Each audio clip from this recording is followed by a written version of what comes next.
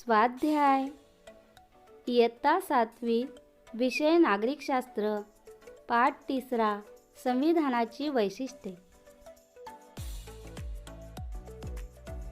प्रश्न पहिला, संघराज्य शासन पद्धतीनुरूप अधिकारांची विभागणी कशा प्रकारे केली आहे याची सूची खालील तक्त्यात तयार करा।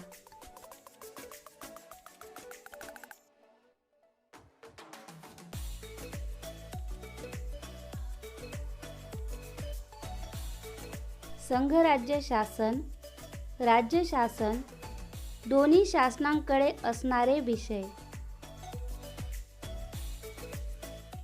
संघराज्य शासनाकडे असणारे विषय: संरक्षण, परराष्ट्र व्यवहार, युद्ध व शांतता, चलन पद्धती, आंतरराष्ट्रीय व्यापार, रेल्वे वाहतूक, टपाल व्यवस्था, आंतरराष्ट्रीय वाहतूक।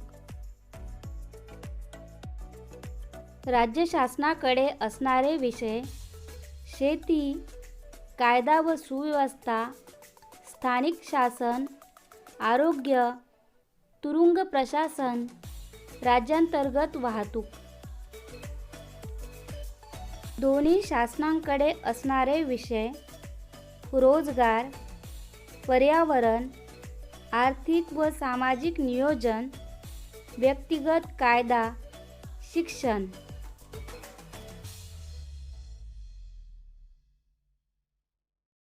प्रश्न दुसरा, योग्य शब्द लिहा।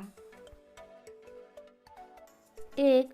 संपूर्ण देशाचा राज्यकारभार करणारी यंत्रणा संघ शासन। 2. निवडणुका घेणारी यंत्रणा निवडणूक आयोग। 3. दोन सूचींव्यतिरिक्त असलेली सूची समवर्ती सूची।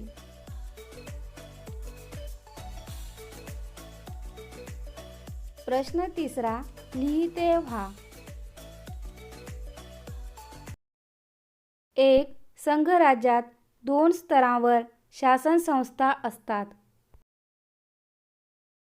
एखाद्या देशाचा भूप्रदेश खूप मोठा असेल तर एकाच ठिकाणावरून राज्यकारभार करणे खूप कठीण असते। त्यामुळे दूरवरच्या प्रदेशांकडे दुर्लक्ष होण्याची शक्यता असते। देशातील नागरिकांची संख्या मोठी असेल तर सर्व जनतेला राज्यकारभारात सहभागी होण्याची संधी मिळत नाही। म्हणून संघराज्यात 2 स्तरावर शासन संस्था असतात। 2. शेषाधिकार म्हणजे काय? भारतीय संघराज्यातील अधिकारांचे वाटप 3 सूचींमध्ये केलेले आहे। या सूचींमधील विषयांव्यतिरिक्त उरलेले विषय आणि एखादा नव्याने निर्माण झालेला विषय यावर कायदा करण्याचा अधिकार संघ शासनाला असतो।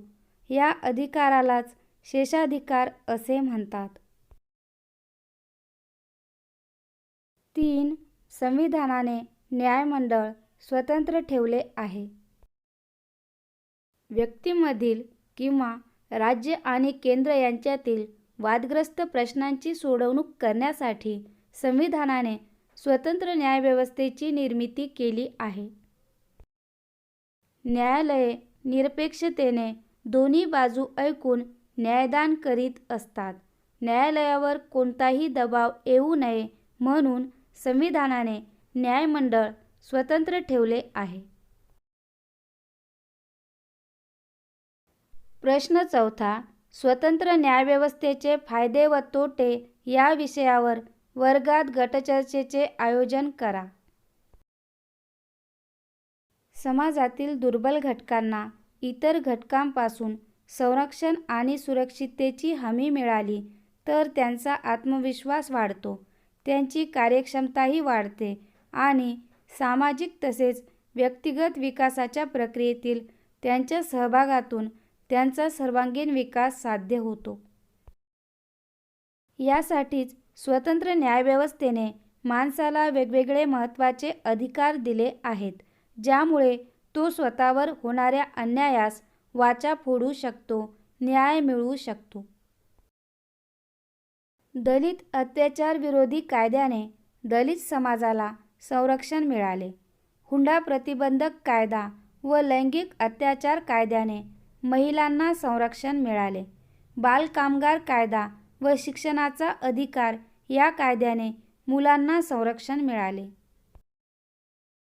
माहितीचा अधिकार या कायद्याने शासन व प्रशासन यंत्रणेला पारदर्शकता जपणे भाग पाडले.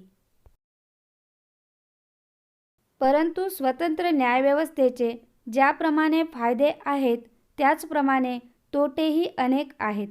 या न्यायव्यवस्थेद्वारे न्याय मिळण्यास अनेक वर्षे लागतात. पैशांचा वापर करून साक्षीदार फोडून काही गुन्हेगार कदाचित निर्दोष सुटू शकतात किंवा त्यांना त्यांनी केलेल्या अपराधाच्या तुलनेत अतिशय लहान शिक्षा होऊ शकते. पण त्यामुळे न्याय होईल असे वाटते का?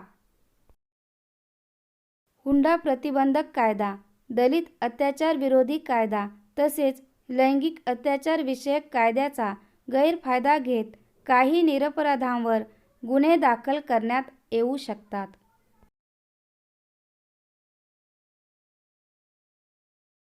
प्रश्न 5वा. इलेक्ट्रॉनिक मतदान यंत्र वापरल्यामुळे कोणते फायदे होतात याची माहिती मिळवा.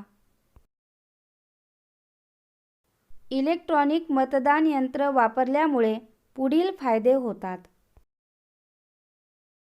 मतपत्रिका मोठ्या प्रमाणात छापण्याचा खर्च वाचतो.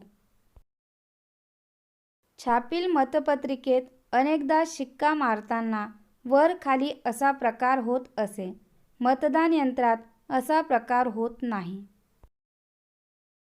मतपत्रिका छापण्याची गरज नसल्याने कागदाची मोठ्या प्रमाणात बचत होते.